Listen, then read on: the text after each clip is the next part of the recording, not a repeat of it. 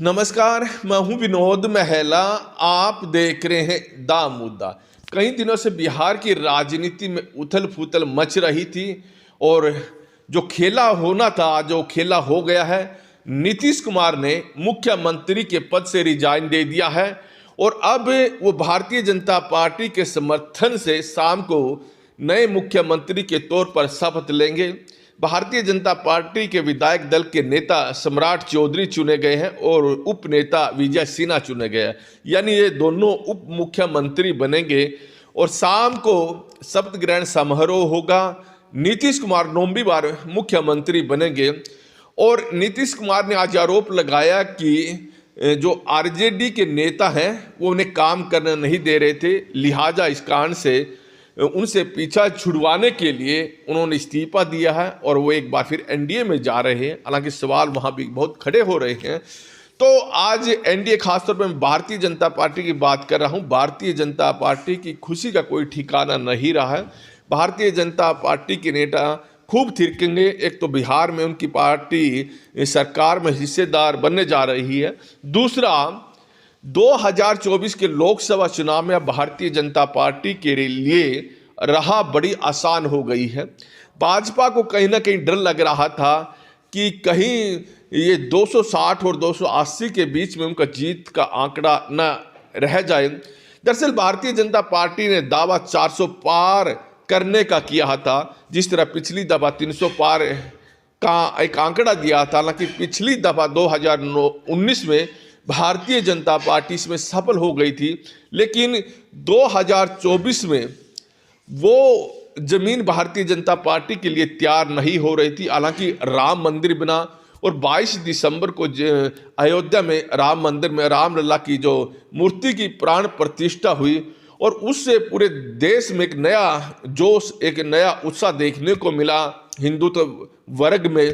तो उसे भारतीय जनता पार्टी को अच्छी खासी उम्मीद जरूर थी, लेकिन भारतीय जनता पार्टी को भी अच्छी तरह से मालूम है कि हिंदी पट्टी में उनका अच्छा खासा है। लेकिन देखें तो जो दक्षिण की बात करें, वहाँ भारतीय जनता पार्टी भरोसा नहीं कर पा रही है।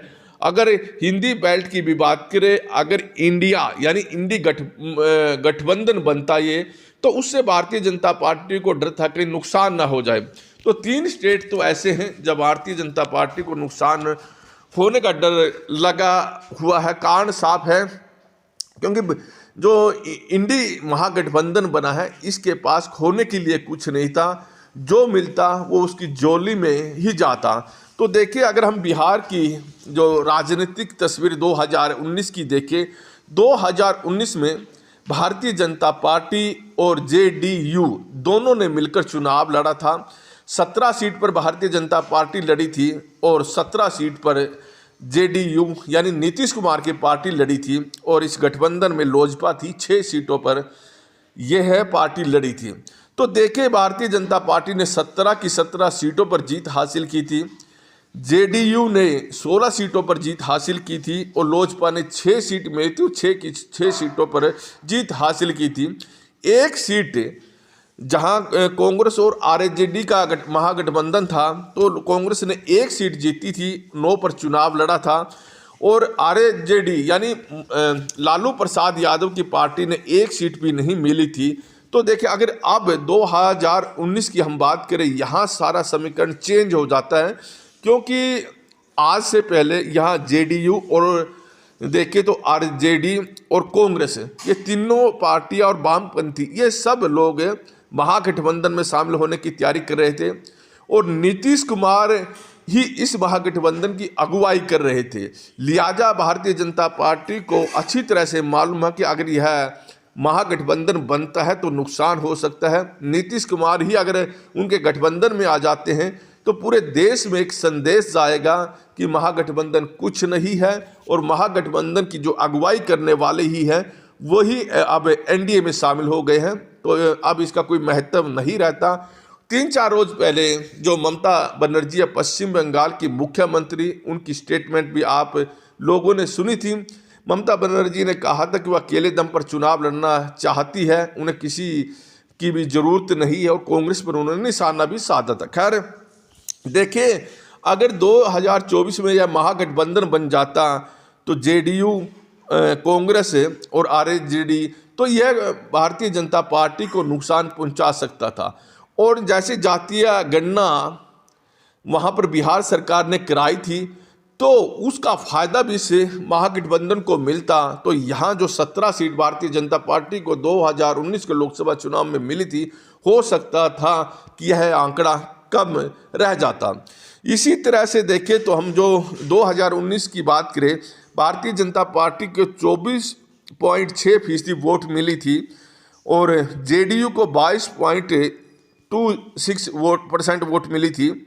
लोजपा जो इस महागठबंधन में थी 8.2% वोट मिली थी और 15.68 वोट आरजेडी की, हालांकि कोई सांसद इस पार्टी का जीता नहीं था, और 7.85 ये वोट कांग्रेस को मिली थी। अगर ये 22.26 और 15.68 और 7.85 और वाम पंथी पार्टियों का वोट इकट्ठा हो जाता, यहाँ साफ जाहिर है भारतीय जनता पार्टी को अच्छी तरह से मालूम है यहाँ बिहार में नुकसान हो सकता था।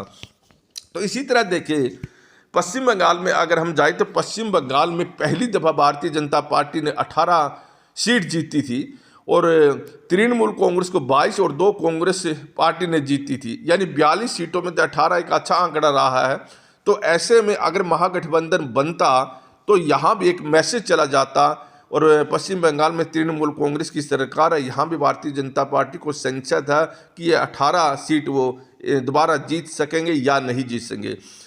तो अगर हम अब कर्नाटका की बात करें, एक साल करीब पहले ही कर्नाटक में कांग्रेस पार्टी की सरकार आई है।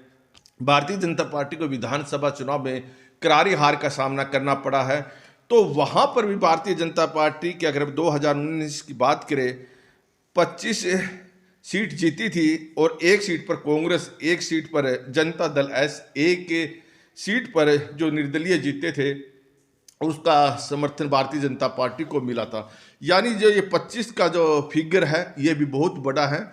यहाँ अगर कांग्रेस पार्टी भारतीय जनता पार्टी को नुकसान करती है और आधी सीट भी कर देती है, हालांकि भारतीय जनता पार्टी और जेडीएस का वहाँ पर गठबंधन बन गया है तो इतना नुकसान तो नहीं होगा। लेकिन अगर क्योंकि कांग्रेस के पास वहाँ पर पिछली दफ़ा एक सीट थी और जितनी भी सीट में इजाफा होता कांग्रेस की वो भारतीय जनता पार्टी को नुकसान ही होता है। तो ऐसे में ये आंकड़ा है जो 303 का आंकड़ा था, इतनी सीटों के जीतने पर बना था। जहां देखें तो पश्चिम बंगाल में भाजपा ने 18, कर्नाटका में 25 और बिहार में जो 17 सीटें जीती थी तब 303 सीट बनी थी। अगर यहाँ इन तीनों प्रदेश में नुकसान होता तो ये 303 से आंकड़ा कम होता। और देखें महाराष्ट्र की अगर हम बात करें, महाराष्ट्र में भी भारतीय जनता पार्टी के पास जो शिवसेना का आधा दड़ा है और आधा दड़ा दूसरी कांग्रेस वाले गठबंधन में है, वहाँ पर भी भाजपा को थोड़ा बहुत नुकसान हो सकता है। लिहाजा इस बात से भारतीय जनता पार्टी अच्छी तरह से वाकिफ थी कि दक्षिण में ज़्यादा असर देखने को नहीं मिलेगा। हो सकता है कि कुछ सीटें आ जाए, वोट प्रतिशत बढ़ जाए, लेकिन जो विजय सीटों का आंकड़ा है वो ज़्यादा दक्षिण भारत से आएगा, ऐसा उन्हें भी दिखाई नहीं दे रहा था।